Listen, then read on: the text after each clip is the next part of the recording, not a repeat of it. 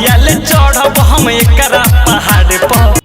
वाह रे तारा बहिनी के प्रणाम करो, वाह बहुत अच्छा। सुन तरह भाई लोग, कहिया ले चढ़म हम एकरा पहाड़ पर। अरे भैया भंसरी वाला, हम तो बोल रहे हैं ना कि भौजी के पटा के तू चाट ले, बड़ी मजा आएगा।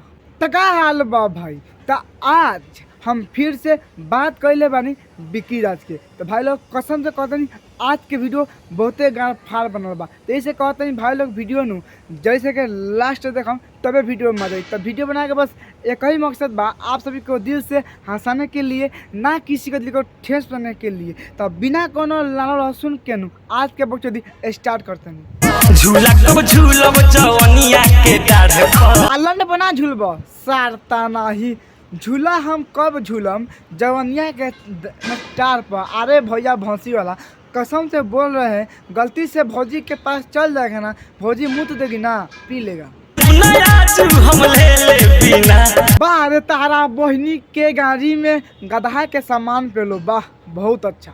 तू बहुत अच्छा भैया कहत बारा कि जाइब ना आज हम ले ले बिना। अरे भैया भौंसी वाला गलती से पटा के पेल देगा ना, लाने पर हक देगा। वाह अरे बुढ़ छुछुनन, वाह बहुत अच्छा।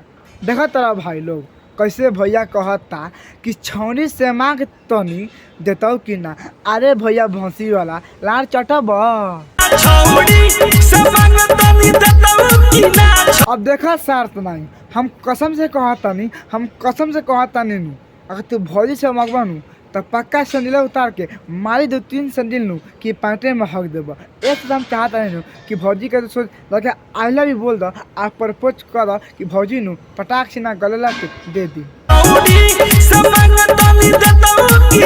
गधा के ना लेब तहार बहिन चोदो कहेंगे। सुन तरह भाई लोग एगो बतिया के बार बार भौंसी वाला कहता कि छौनी से मांग तनी देता कि ना। अरे भैया भौंसी वाला अगर मगबा तो कसम से कहते भौजी ना दी, सोचे पटा के पेल दे कि भौजी नू लाने पर हक देवो।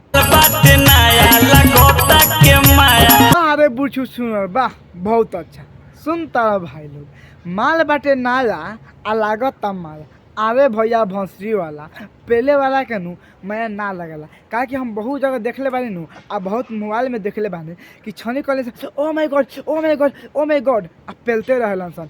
तू भौजी के पटा के पेल त भौजी के नू माया टाइम में मत फूलल फूलल बावे गलिया रे।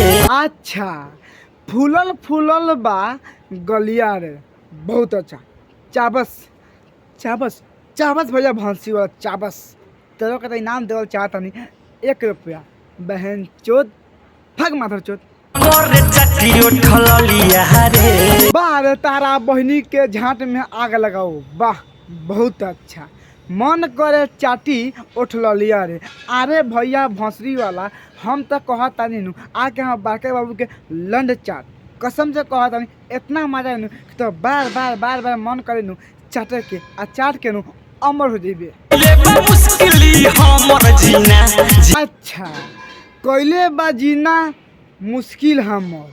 अच्छा तहार कहे के मतलब इहे न भैया कि भौजी तहार जियल मुश्किल कर दिल बा। त ए भैया जी कसम से कहे नू भौजी के देखला के बाद में नू हमरो बड़ी मन करता एक बार भौजी जीत नू तो मार लेत नू, बड़ी मजा आई। गधा के ना लेब तहार बहिन चोदो कहीं का। सुन तारा भाई लोग फिर से कहता भैया भौंसरी वाला कि छौरी से मांगते का देतो कि ना। अरे भैया भौंस जी बहन चोद फिर से लगाओ तो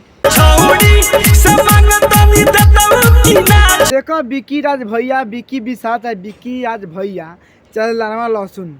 अब जैसे कहा तारा कि छौरी से मांग तैका देता कि ना, ई तहार बात पर हम एग्री करता नहीं। ऐसा बात नू हमू कहल चाहता नहीं कि छौरी नू बनल बा आ तू मांग सकता भाई। तू तो लड़के नू बारा मौका थोड़े बा, तू मर्द बारा तो मांग सकता, लेकिन तू सब कौन से कहता सबके सामने कि छौरी से मांग तैका देता कि ना। ये पर हम खीस बढ़ता आ मन करता हूँ कि अपन खोल के तारा मुँहे में दे दी। देखा विक्की राज भैया भौजी तो दे दी लेकिन तू ना देब, वैसे नू तारा के पहले के मन करेला। तो बस भाई आज के वीडियो यही पर लगा। वीडियो अच्छा लगे तो लाइक करब आ तोहनी के बता दी भाई लोगन कि हमारा गाना भी बहुते पसंद लगा। गाना हमारा बहुते पसंद लगा ना कि हम 100 बार सुन सकल बानी।